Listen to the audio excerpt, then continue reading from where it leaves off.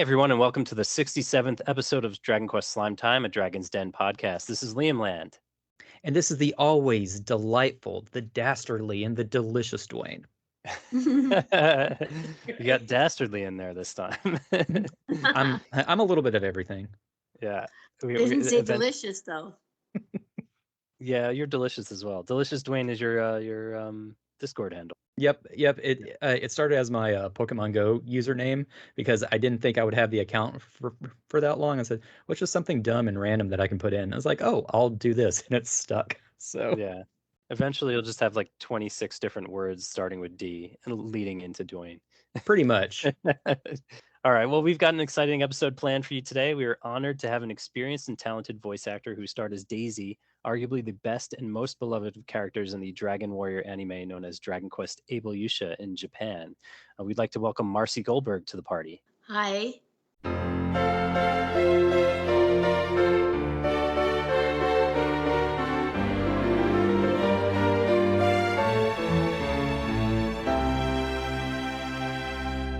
I wanted to talk about why we really wanted to do this episode. So we realized it was a character that you played, 30 years ago, and you admit you don't remember it as much as it would have been, back then. But we wanted to do this episode anyway as a tribute to kind of re-explain the character to you, and just to talk about how important you are to this niche video game franchise fan base. I mean, Daisy is inspiring to many of us, and your performance made her the most memorable character in the series. Wow, that's very unbelievably gracious of you. Thank you. So let's talk about Daisy. So Daisy's a female warrior clad in blue armor with a spiked horn helmet. She's a master of swords, and Yep. she's a skilled and quick warrior. She's introduced when she saves the two heroes, Abel and Moko, from a bandit who was trying to rob them. After saving the two heroes, she promptly robs them. She's introduced as this snarky warrior who's hunting down monsters for jewels that they drop when they're defeated. Her quick to anger and snarky personality add a lot to the series and the camaraderie between the heroes. Through the 13-episode series, we begin to see more character development and a future backstory that was only ever really officially explored in the release of the 43-episode series run in Japan. So here it aired early in the morning in syndication on Saturdays, usually at like 6:30 in the morning, and it kind of ended abruptly. We got 13 episodes in, and then it was gone, and it ended on kind of a cliffhanger. So everyone that I knew that watched it was kind of waiting for that second season, and then it was too gone. bad they didn't at the time go, hey, we want more. I would have had more work for sure, huh? Exactly. We didn't have the internet to just mass email everyone. That's right. And even then, that's dating me a little bit. That's dating all of us. Don't worry about that. We're here. Yeah, I was, I think I must have been about like 11 years old. I'd get up and I'd get up early in the morning. I'd get up at like 5 in the morning, and my parents would still be asleep. So I'd just go downstairs and watch television. And that's how I stumbled upon the series. And I was like, oh, it's like the video game that I play. And I heard the music and everything. And I just, I know it was only 13 episodes, but I watched that series over and over in reruns. Yep. And just cool. oh, great, it's this episode. Oh, awesome. And the characters always stuck with me, and Daisy most especially. I love it. That's great. Like it ended at 13, and the rumor, Dwayne, do you want to talk about that? I don't know if that was ever actually officially. There was a rumor. I'm not sure how much credence there is to it, but it was done by Toei, which does Dragon Ball and One Piece and a lot of Akira Toriyama sort of related properties. And because Akira Toriyama did the character designs, he wasn't credited in the credits in the show. And there was a rumor that he got upset about that and sued Saban at the time, but I haven't found anything to really lend credence to it.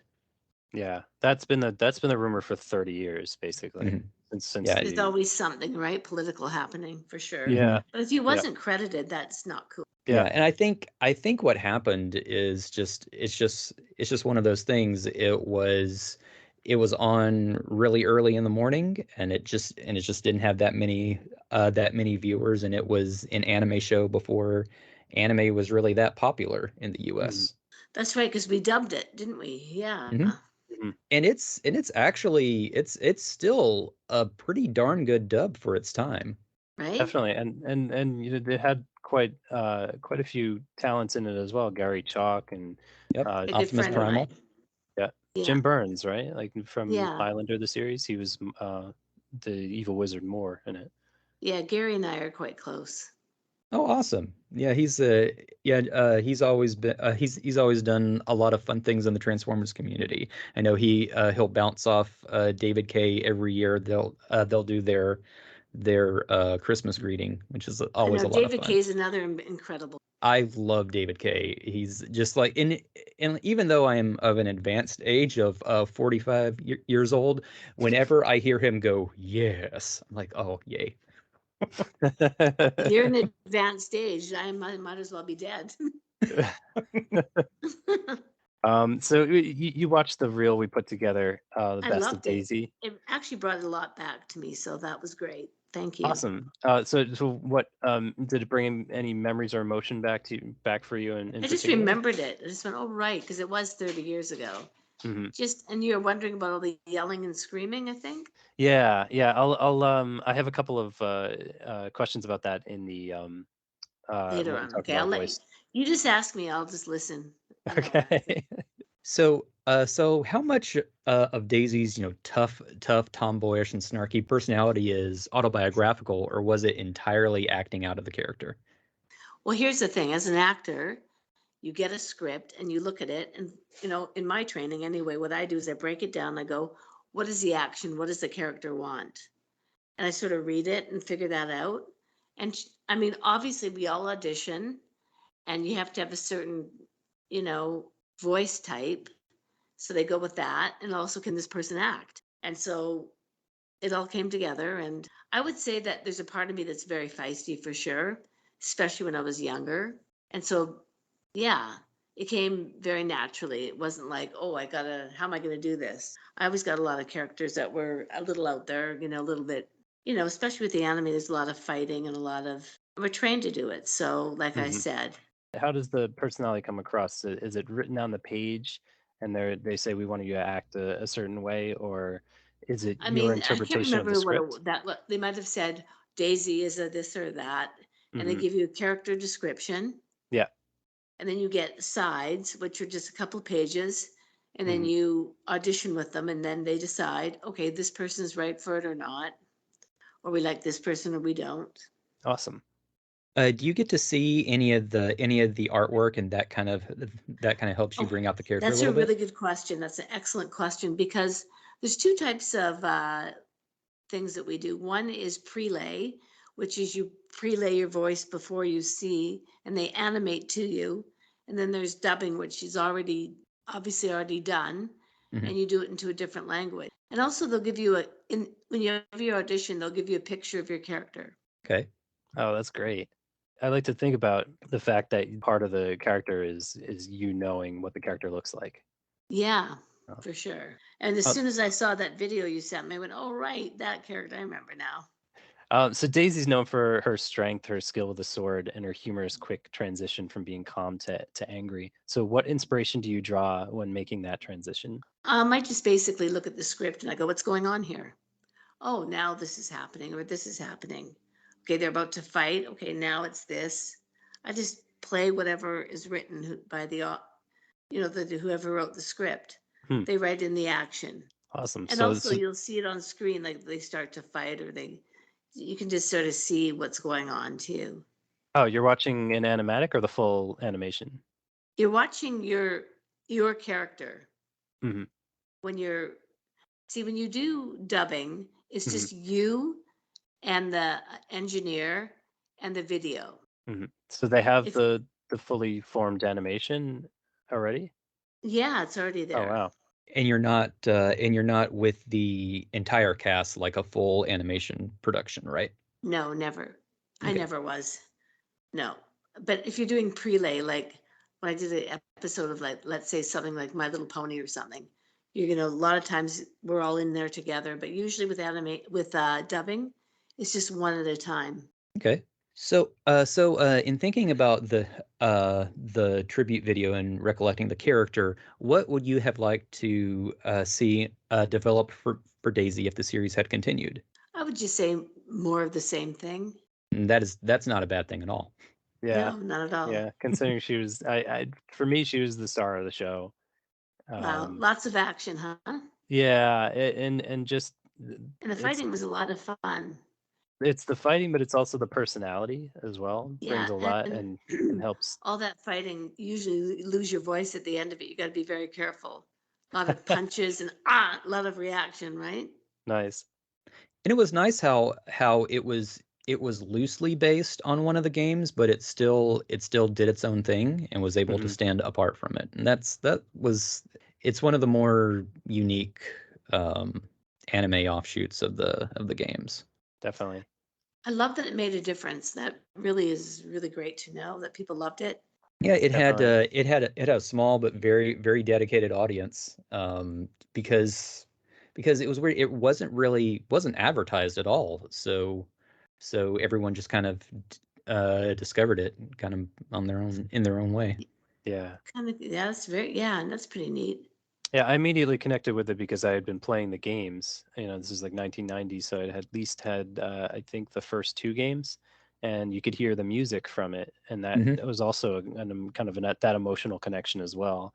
Yeah, which the Um, original Japanese run did not have. did not. You're right. Yeah, yeah. We got to watch the original Japanese run as well, to kind of see the entirety of the series.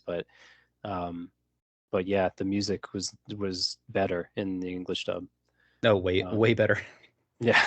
So, all right. So let's talk voice acting. So, when did you get your start in the industry, Marcy? Okay, going back quite a while ago. Basically, I went to theater school, and so I was trained in stage. And I remember one time, as a guest artist, they brought in someone from what we have here is called CBC, Mhm. Canadian Broadcasting Company, and they came in, and he was a radio drama director, and we all did it. He brought in a radio drama, we did it, and he talked to the head of the school at the time and said, I think that this girl should do voiceover. So as it turned out, I started off doing radio drama. I don't know if you remember that in your time. Oh yeah. Yeah, no, that's still a thing today. I mean, Doctor Is it? Who Okay. radio dramas are Yeah, still so we did a massively lot of that. popular. That was a Yeah, lot of fun. they have And a lot of podcast radio dramas now too. Yeah. oh, yeah, they're so much fun to do. And I love it because you really, it's like, theater of the mind, right? Mhm. Mhm. You don't see the person, but you really have to imagine it. Yeah. And that's part of voice acting too, right? No one sees you. That's why your whole body is included. When I always voice act, I use my whole body just to try and act it out, even though no one Nice. sees me. Yeah. Amazing. So even like the sword swings and fighting, you're kind of Oh yes, moving yeah. around. I would just swing my body around and try and get that feeling. I wish there was video footage of that. I don't know about that. Yeah, our hands and legs were flying all over the place for sure. As long as you have to keep your head still so that it was still being recorded properly, right? Mhm. Yeah, there's lots going on. You had to, make sure that you're doing the technical part, the acting part. Like I couldn't be jumping up and down because you would hear that, right? Oh, Mhm. right. Yeah, yeah. So we touched on this a little bit earlier, but if you just want to just stretch it all out, you can. When Sure. you're developing how a character would sound, how much of it is inspired by the character designs, animatics or animation, the script, or something else entirely? I would say that a lot of it depends on the script and sometimes the look of the character can be deceiving, but it sort of matches. You got to get the idea. Oh, it's just if she's in a cat suit or and she's got a gun in her hand. Okay, you know. And then I would read the script and I can tell what's going on. I read the story and you just play it out like, you're like a trained actor would. Okay. And we also have a director, right? Mhm. Mhm. So they go, okay, Um, try it again this way or try it again that way.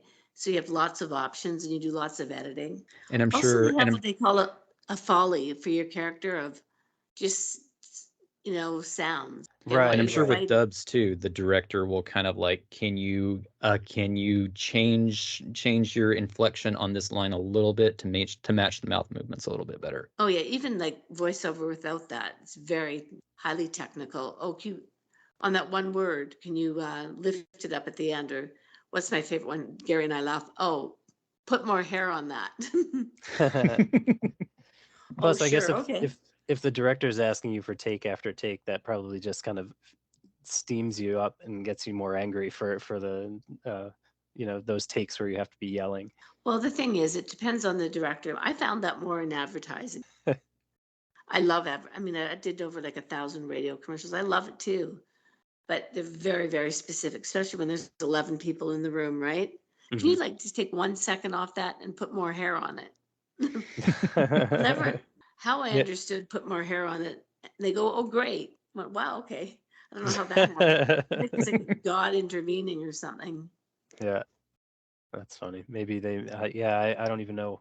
How would you describe putting more hair on a voice? I would say just make it deeper and make it more forceful. Yeah. Yeah, give it a bit more. Or they'll say, your 30-second commercial or what, a 60-second. Can you cut off a quarter of a second? I don't know how I did it, but I did. So I loved it. It was technical and very challenging. Yeah. When there was someone just in that respect, it was like, take off a quarter second. Okay, put another quarter second back on, but put the hair on. That would make me crazy. By the end of it, it was like, oh my God. Do you have any examples where a performance, the inspiration for a performance was autobiographical? Well, I think that all actors use, parts of themselves. I do anyway. So I would say everything I do has a little bit of me in it for sure. So similarly, when you're voicing non-human characters like creatures like the slimes Chi-Chi and Coco from the Dragon Warrior series, which you also That's did. right. When I saw those little things, wait a sec, I think I did that little character that looks like a teardrop. Yeah. That's the series mascot. Yeah, that's right. I went, that thing looks familiar.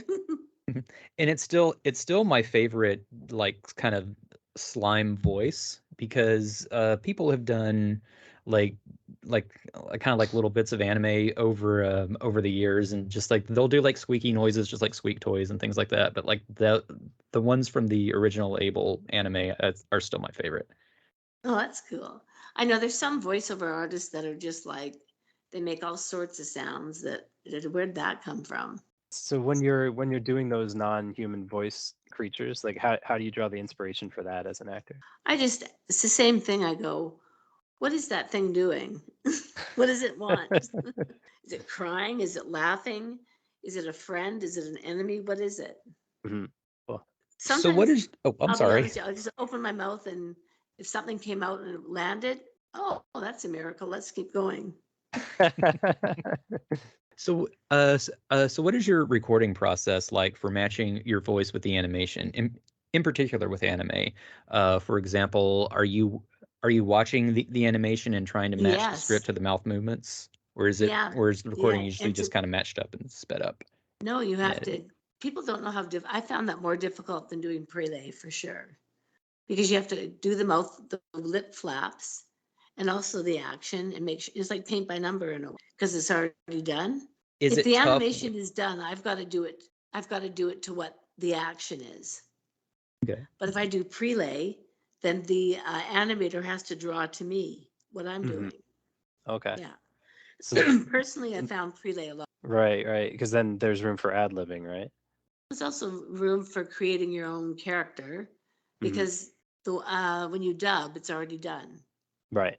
It's already decided what the character. But it's a great. I mean, it's very challenging. Like for me, anyways, to be able to look at this, look at the script and then look up and make sure that I get, your voice exactly right.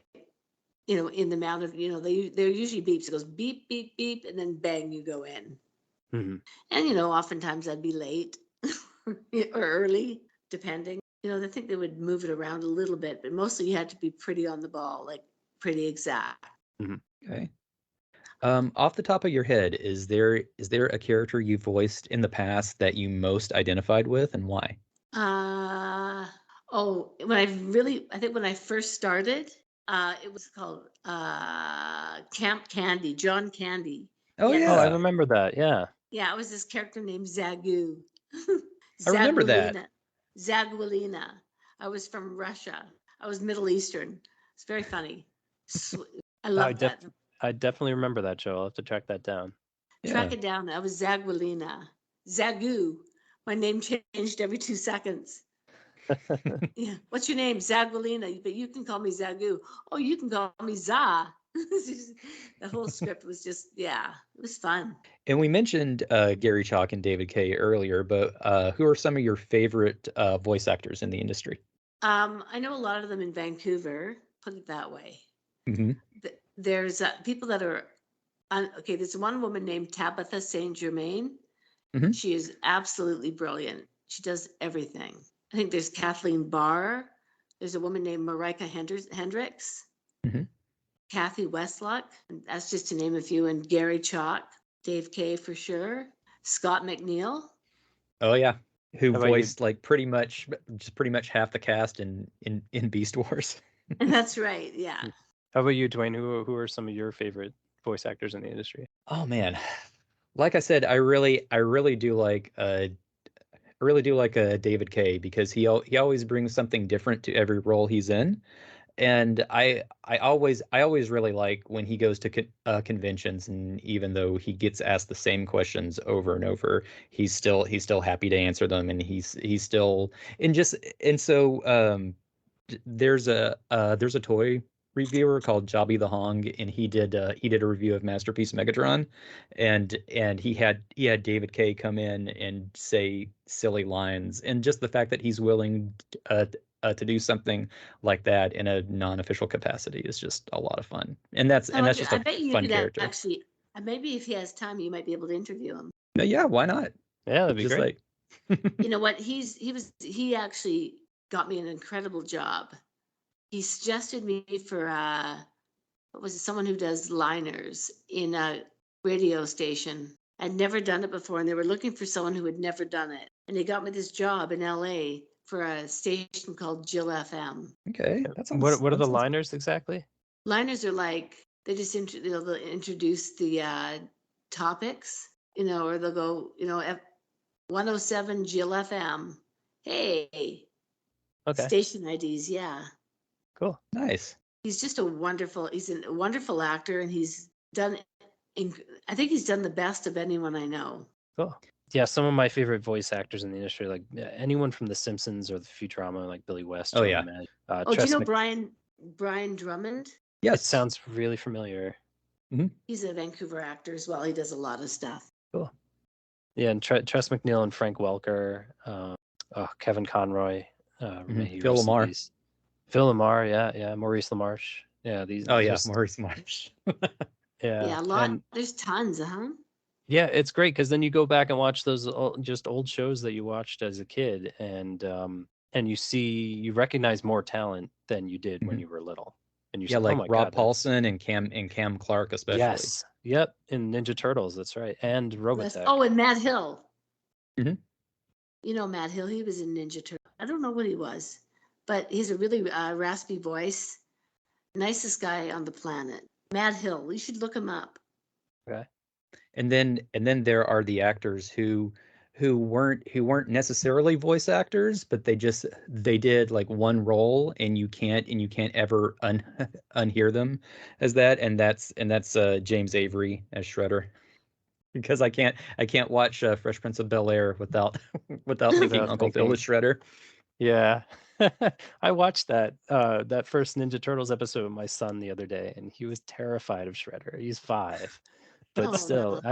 it's funny because in the first episode he is quite menacing, and then after that he's this guy who just hires the same bumbling fools as his henchmen, and they continually fail, and he keeps employing them. which is funny with any animated show back then.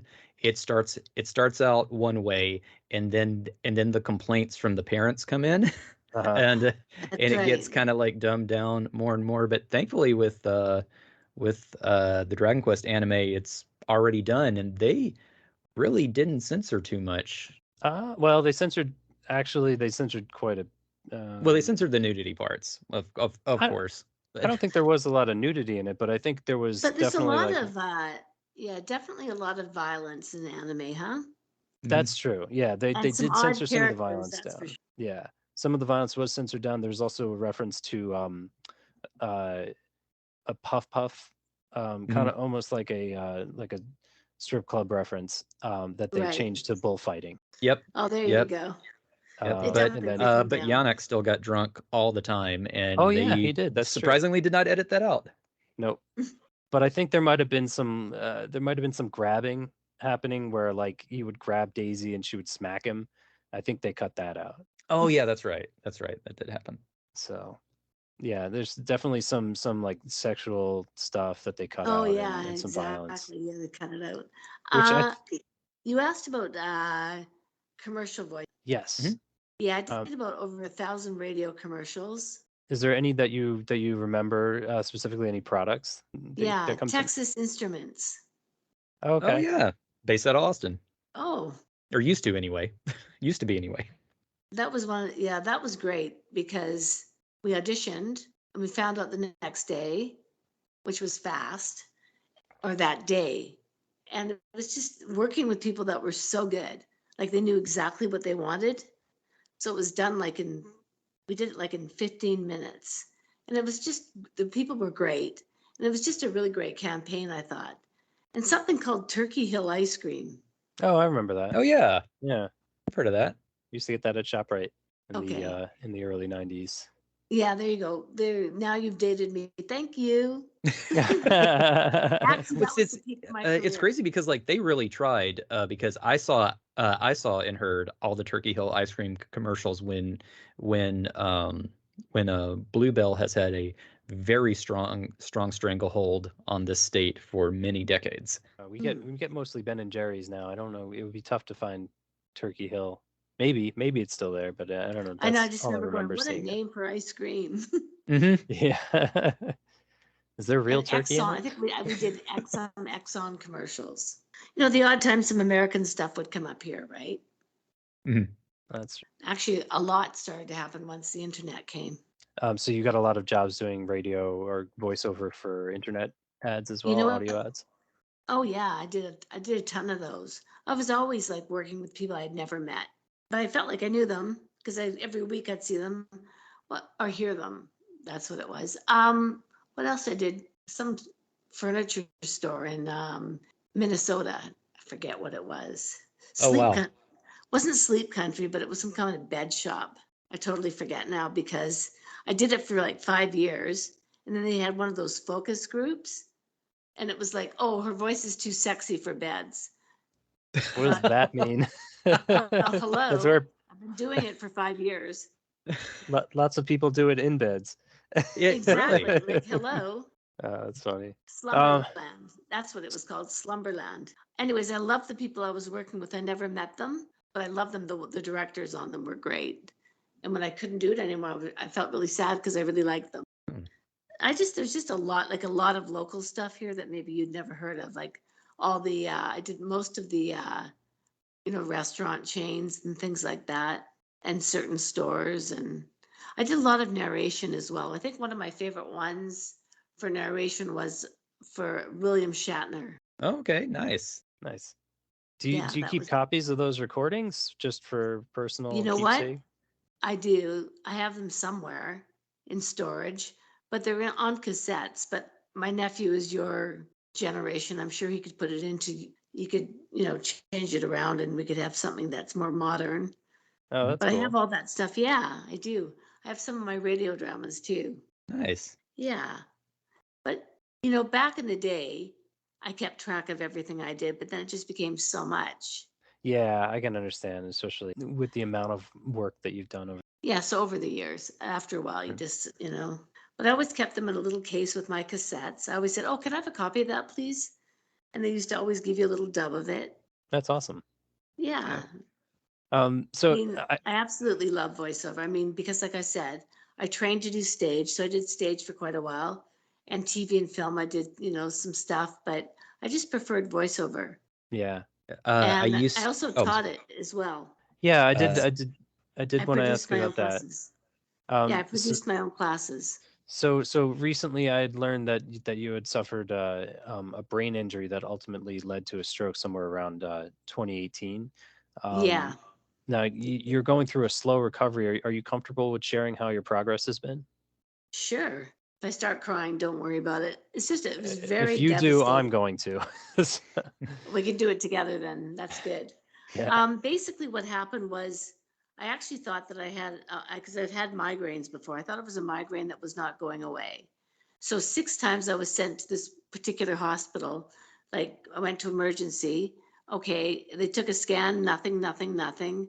By the end of the week, I was just in, it was horrible. I thought my head was going to blow off my neck. And my husband went, that's it. We're going to this other hospital. It was called VGH, and we're not leaving until we find out what's wrong. And they took a scan, but it was a contrast dye scan. So it goes into the veins of your brain. And there's two veins, I think one that brings the blood in and one that brings the blood out. I hope there's not a doctor listening to this. You might go, what is that girl talking about? Anyway, one of them had a clot. It turned out that they saw a blood clot. So they had to do an emergency surgery. And then Oh, they wow. did the surgery and they got the clot, but then it turned into a bleed. And somewhere during and or after the surgery, I had a stroke, but not the kind of stroke you see on TV where your face is fallen and all that, and you can't speak. Mine was on the right side. So my mobility on my left side is definitely affected. And I also find I get exhausted quite fast. And certain things, like I was always a bit of a technotard, so I can't blame it on this, but certain things are difficult for me now. But my recovery is slow, but I am so grateful that I had my stroke way before COVID started. Otherwise, I would not have gotten through without my family and friends. And I'm walking. I'm in a wheelchair still, but I'm walking with a cane and I'm starting to walk without it. So everything's moving Awesome. in the right direction, but it's definitely a lot of work. Like before you called, like today's a day off from physio, but I do it at my house. And somebody bought me a bike, so I use the bike and I just try to get my left side moving as much as possible. Awesome. Well, I'm glad you're getting better. Thank you. So Yeah. so how do you feel that the injury impeded you for voice acting? Well, I used to record all my stuff and I couldn't start doing that because I only have the use of my right hand. I can't use my left. Mhm. I think it would make it really difficult. And you know what? I'm really okay because I feel like in terms of voiceover, I mean, I could do it forever, but I was, I worked really hard to get where I was and I did a lot. So I feel fairly complete with it. I mean, I'll do it again one day, I'm sure, but just not right now. Yeah. Yeah. So before the injury, you actually taught voice acting classes, as you mentioned. Are you working Yeah. towards a recovery goal where you'd like to start teaching again? Possibly a possibility. I really enjoyed, I mean, I never worked for somebody. Produced my own, so there's a lot of involved in that. And I also taught kids and adults. And so we'll see. I might go back, but right now my goal is really just to get functional as possible.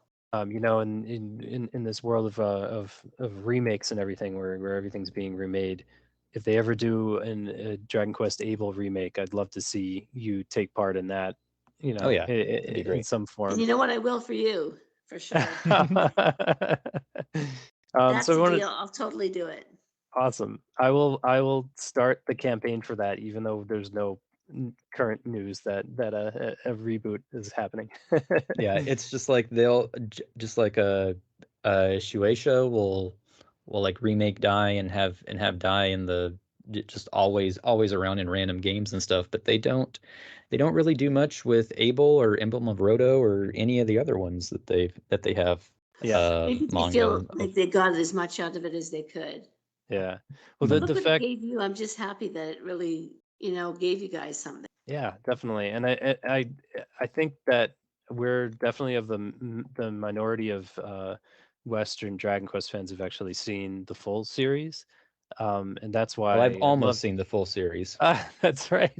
That's right. Almost. It was the last episode was up on YouTube and Toei Animation pulled it right before Dwayne could watch it. Yeah, so Aw. I had started to rewatch the series because it was fan subbed on YouTube. So I rewatched the original 13 dubbed, and it still holds up great. Still had a great time with it. And That's yeah, I'm a great. freelance artist, so I'm busy doing like this and that. And I was watching it over a couple months. I went and visited my best friend in Washington State. Decided to, on the way back, I beta tested COVID. And so when I was all done, I'm feeling good. It's like, okay, I'm gonna watch the final episode over dinner. I had set it up, I brought up the YouTube channel, and suddenly it was gone. No, All the other episodes were there. All of them. I All of hate when them. that happens. Except for the Right. last one, and Toei copyright struck it, and I'm just like, why? There's Only the last they episode. kept the rest of them. I was like, Yeah. why? This is That's such an amazing gut punch. I feel personally attacked. I was like, it's been 30 years. It's like Bart seeing the Itchy and Scratchy movie. Right. Yeah.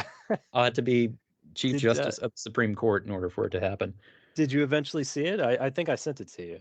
You sent it to me. I haven't. I just haven't had a chance to really sit down and watch it yet. I want to. We need to do that and make an episode out of it. Yeah. Laugh at my pain. So I did want to talk about why Daisy is so important. I mean, like, to not only older fans like ourselves who watched the show as kids, but to those who didn't, or even the younger fans who haven't seen it yet. This is the first time the Dragon Quest franchises had a developed character who's a strong, skilled female warrior class. I mean, the anime came out in the US between the release of Dragon Warrior 2 and 3. In Japan, it debuted 2 months before Dragon Quest IV, which featured Elena and Sophia, the series' first female characters who were physically strong and featured with developed backstories. Oh, Not counting the blank slate soldier warrior class from Dragon Quest III. Daisy's basically the prototype for the aggressive, strong female fighter in the franchise. The charming, snarky personality that you developed for the character is what captivates audiences for this show. maybe it's helping me with my recovery. Who knows? I think so. Yeah. Yeah. For some, she's relatable. For some, she's inspiring. For others, both. As a serious character, she is the most important driving force for the hero's success. Just rewatching the 13 episodes, I noticed she identifies Abel's weakness with sword fighting and trains him from the ground up for how to both attack and defend himself. Without Daisy, Abel doesn't stand a chance at all. So That's right. significant backstory. She's introduced as this kind of humorously money-grubbing bounty hunter. She's tough as nails and doesn't take crap from anybody. And then in the last episode of the 13 series, we find out that she holds on to this childhood trauma of losing her brother and sister to slavery, and whom she's looking for still. In the Japanese version, Dragon Quest Able Yusha, which features about 3 times as many episodes, we get more of that backstory along with more fleshed out love story that is developing. So she eventually comes to terms as well with her rival in that love story as an ally. So there's a lot more that we never got to see, unfortunately, that could have been fleshed out a little bit more. Yeah, Yeah, too bad. For a supporting character, she really had kind of the most depth and the more kind of backstory to her. Yeah. Yeah, like I said, I never really got to see anyone. I heard their voices, but that's always the cool part. You go, oh, that's who's doing it, or yeah. It's interesting because you might not have known that you were basically being written in as the star. no, not at all. And when I first started putting up Dragon Quest content on the internet, when I first started getting like a lot of fan art in, a user sent me just a ton of like really good Daisy fan art, and he was just a big fan of the character, and just like he used her to kind of expand his artistic skills, and yeah, that was some of my most popular pieces back in the day were all of Daisy. Oh, wow. Mhm. Amazing, huh? Yeah, which is because it's funny because you think you just this like little niche show, and you just kind of throw it out there because I found the character designs in a book, and like I like this, and just toss it out there, see if other people would like to see it too, and you start getting emails of just like all the different stories of like how they found it and how much they enjoyed the show, and just kind of like the little the little audience was bigger than you thought it was. Yeah. Now, is Gary on the show? He is. He is. He played the main bad guy, Baramos. Well, I'll tell you, if you get in touch with him, I'm sure if he's available, he'll totally talk to you. Awesome. Yeah, we'll put together Yeah. another character reel in case 30 years is a long time. Yeah, I'd love to talk to Gary Chalk. It'd be a lot of fun. He's very gracious and he's very generous. So if he's available, he'll definitely do it. It's like, why aren't you playing Optimus Primal in the new Transformers movie? You got Ron Perlman instead. No. Bring Gary back. Oh, yeah, tell him that. Make him feel good. I think that's actually a common complaint when they do live action and they hire professional actors to play these voiceover roles instead of voiceover talent. Yeah, and it's more or less a check to them, and they don't really try and do anything. Yeah. Right. Yeah. Oh yeah, the Mario's that's going on right now with Mario and what's his name, Chris Pratt. Oh yeah, it's in the new movie. I mean, at least Chris Pratt is trying more than Seth Rogen is. It's like Seth Rogen as Seth Rogen. Oh, great. This again? Well, he's doing quite well. Yeah, that's true. So yeah, I just wanted to say thank you so much for helping to make this both a tribute to your performance as well as the character. Oh, thank you. And thank you for reaching out. And you guys are doing great. And if there's anything else I can help you with, let me know, okay? Thanks. Yeah, absolutely. We're just really excited to talk to you and really glad that you're able to drop by and chat for a little while. Well, I'm really glad it worked out. Thanks so much. Okay, guys, take care. Keep in touch. Bye. Bye. That's it for this episode of Slime Time. We want to thank Marcy Goldberg for joining us. And we are a nonprofit podcast. We won't crowdfund or half-inch your hard-earned money when we can offer you quality content about the game series we know and love for free. If you do have any money that is just completely burning a hole in your pocket, pouch, bottomless bag, or treasure chest, and you would like to donate anything to a website that's been supporting Dragon Quest fans for over 20 years, stop by the Dragon's Den at www.woodus.com/den. That's woodus.com/den, and click on support this site. Woodus has owned and maintained the Dragon's Den DQ fan site for decades. He personally edits every YouTube version of our podcast, and he fully appreciates any donations to help keep the servers running. The Dragon's Den website also features an Amazon affiliate link. If you click the link and make a purchase, a small fraction of the sale will go to support the den, and it doesn't cost you anything. To advertise with us, reach out to us at slimetimepodcast@gmail.com. All one word. Email addresses usually are. So if you have any comments or questions for the Dragon Quest Slime Time podcast, you can find us on Twitter and Instagram at DQ Slime Time. And consider joining us in tons of DQ discussions at the Dragon's Den forums, one of the few remaining forums still around. You can find it from the Dragon's Den main page or at woodus.com/forums. You can also find me and other rabid DQ fans through the Dragon Questers, Infinity Strash, and Dragon Quest Hack Global Facebook groups. We promise we won't maroon you. Mostly. I think that's a holdover from Pendy's Pirate Speak. We just could have left that in there and forgot to take it out. Hey, it's fine. I like it. Or come hang out with us and tons of other hardcore Dragon Quest fans on the officially unofficial Dragon's Den Discord server. We'd like to thank everyone that made this possible, like Woodus for his support of the series and this podcast, and keeping the Dragon's Den lights on for decades. Thanks to Amanda Lepre and the Descendants of Verdrick for allowing us to use their music for our podcast. Descendants of Verdrick is a video game tribute band from Austin, Texas. Check them in their album Advent out at www.descendantsofverdrick.com or on Twitter at Diaverdrick, and check out Amanda Lepre streaming on Twitch.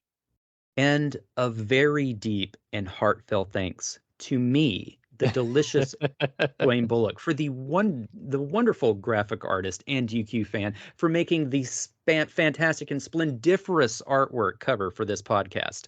I was on the original iteration of Slime Time podcast way back when. It sounded worse than I do now, but you can check out more of my work on Instagram at Dwaine Art. That's DWAINE Art. I'm cursed with a name nobody can spell. Or swing by my store at dwainebullockart.bigcartel.com. Yeah, those 2012 episodes that you did for the original iteration of Slime Time, it's almost heartbreaking. You're like, Oh, Dragon Quest X. I wonder if we'll get it next year. Yeah, I wonder. Or 10 years later. And no, never. It's never going to happen. We need to let that go. I'm still holding a candle for next year. That candle's going to burn your hand at the end. I just get a new candle every year. Please like, subscribe, and write a review for the podcast. If you're looking for more Dragon Quest Slime Time, check out our earlier episodes on Dragon's Den, Anchor FM, Apple Podcasts, Audible, YouTube, and more. And check out our brothers and sisters in arms over at the Slime Time Side Quest and Tactfully Die podcasts. Their latest episodes are available now.